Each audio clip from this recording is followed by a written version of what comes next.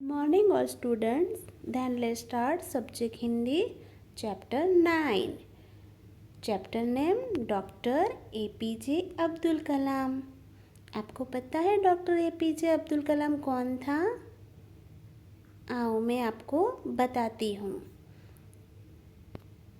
ये है doctor APJ Abdul कलाम, जो एक महान वैज्ञानिक है। उनके साथ साथ ही हमारे राष्ट्रपति भी थे, जो सन 2002 में भारत के एक राष्ट्रपति बने थे। तो उसके बारे में हम आज जानकारियाँ जानेंगे। तो डॉक्टर APJ अब्दुल कलाम जनता के राष्ट्रपति कहे जाने वाले डॉक्टर APJ अब्दुल कलाम की कहानी हर व्यक्ति के पास एक प्रेरणादायक है। प्रेरणादायक यानी कि हमें उनमें से कुछ सीखना मिलता है, उसे प्रेरणादायक कहते हैं। तो इस पाठ में उन्होंने अपनी कहानी बताई है, जो आज हम सीखेंगे। तो पहले यहाँ पे हमें एक पहेली बूझकर उसका नाम लिखना है। तो पहेली क्या है? राष्ट्रपति ये थे हमारे, मिसाइल मैन कहलाते थे। राष्ट्रपति ये थे हमारे, मिसाइल मैन कहलाते थे। डॉक्टर नाम के आगे लगता वैज्ञानिक जाने माने थे। बोलो कौन था वो? बोलो बोलो, वह थे डॉक्टर APJ अब्दुल कलाम। ओके, तो ये जो लाइन है उसमें हमें उनका नाम लिखना है। चलो स्टार्ट करते हम कि मैं यह बहुत गर्व के साथ तो नहीं कह सकता कि मेरा जीवन किसी के लिए आदर्श बन सकता है। डॉक्टर APJ अब्दुल कलाम क्या कहते हैं कि मैं बहुत गर्व के साथ नहीं कह सकता कि मेरा जीवन किसी को एक आदर्श बन सकता है, यानी कि प्रेरणा दे सकता है कि उनमें से कोई कुछ सीखे। लेकिन जिस तरह मेरी नियति ने आकर ग्रहण किया, उससे किसी गरीब बच्चे को सांत्वना यानी कि दिलासा देना अवश्य मिलेगी, जो किसी छोटी सुविधाहीन सामाजिक स्थिति में जी रहा हो, यानी कि गरीब परिस्थिति में जी रहा हो, जिसको जो हर चीज़ की सुविधा ही नहीं मिलती है। शायद मेरी कहानी उसे निराशा की भावना से मुक्त करने में सहायक हो। यानी कि वो जिसको जो कुछ चीज़ नहीं मिलता है, गरीब बच्चे हैं, उनके पास कभी किताब भी नहीं होती है, यानी कि टेक्स्ट बुक भी नहीं होती है, तो वो नाराज़ हो जाते हैं कि बाकी सब बच्चों के पास है, मेरे पास नहीं है। तो ये बच्चा जो जब अब्दुल कलाम की बातें सुनेगा तो उनको निराश होने की भावना नहीं लगेगी।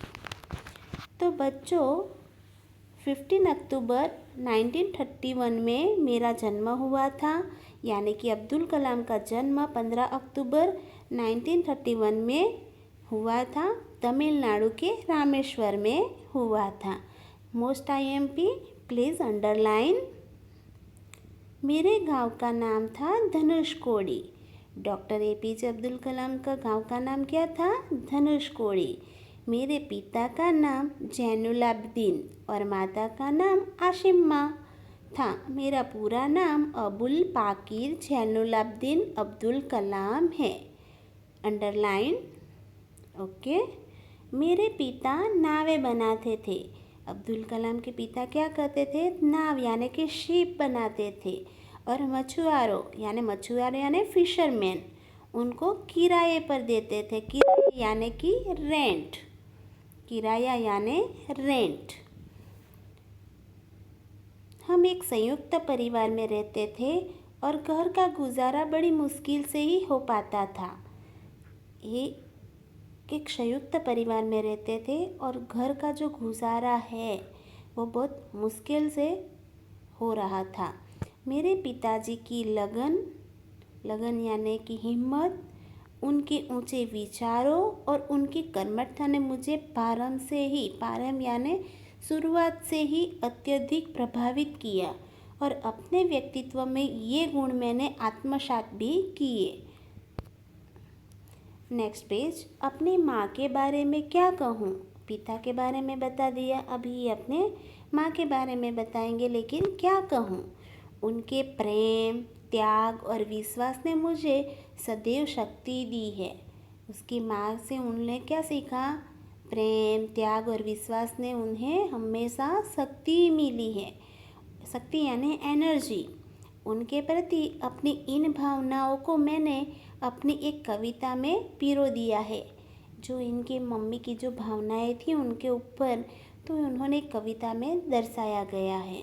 तो वो जो मेरी पुस्तक विंग्स ऑन फायर में प्रथम पृष्ठ पर ही मुद्रित थे। जो माँ के बारे में उन्होंने कविता लिखी है वो कौन सी बुक में है? Wings on fire. उसमें फर्स्ट पेज पे, पृष्ठ यानी पेज और प्रथम यानी फर्स्ट, तो फर्स्ट पेज पे ही मुद्रित यानी कि लिखी गई है। जीवन में सफलता तथा अनुकूल परिणाम प्राप्त करने के लिए दृढ़ निश्चय, आस्था तथा सकारात्मकता, इन तीन शक्तियों को भलीभांति समझ लेना चाहिए।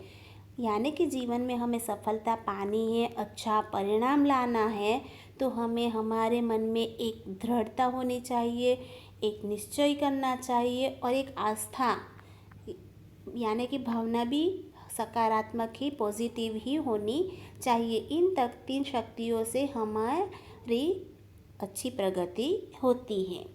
उपरोक्त पंक्तियाँ में मेरे शिक्षक यादुराई सोलोमन ने मुझसे कहा था। इनके शीर्षक थे शिक्षक, टीचर, उसका नाम है यादुराई सोलोमन ने मुझसे कहा था। 5 वर्ष की आयु में मैंने पंचायत प्राथमिक विद्यालय रामेश्वर से अपनी शिक्षा दीक्षा आरंभ की। उन्होंने पहली पढ़ाई कहाँ पे की? गांव की जो पंचायत प्राथमिक शाला है रामेश्वर में, वहाँ पे। कई बार ऐसी आर्थिक कठिनाई भी सामने आई कि मुझे समाचार पत्र बेचने का काम भी करना पड़ा। आर्थिक यानी कि पैसों की तकलीफ बहुत आई उनके जीवन में, तो उन्होंने समाचार पत्र यानी न्यूज़पेपर भी बेचने का काम किया है। सन 1958 में मैंने मद्रास इंस्टीट्यूट ऑफ टेक्नोलॉजी से अंतरिक्ष विज्ञान में स्नातक की पढ़ाई पूरी की। उन्होंने क्या किया कि 1958 में मद्रास इंस्टीट्यूट ऑफ टेक्नोलॉजी में अंतरिक्ष विज्ञान में स्नातक यानी कि ग्रेजुएशन किया। मुझे भौतिकी से बहुत प्रेम था। उन्होंने क्या किया? 1958 में पढ़ाई की और भौतिकी में उनको बहुत इंटरेस्ट था और मैं एक पायलट बनना चाहता था। डॉक्टर अब्दुल कलाम क्या बनना चाहते थे? पायलट। लेकिन लड़ाकू विमान उड़ाना चाहता था। मैंने उसकी परीक्षा भी पास की।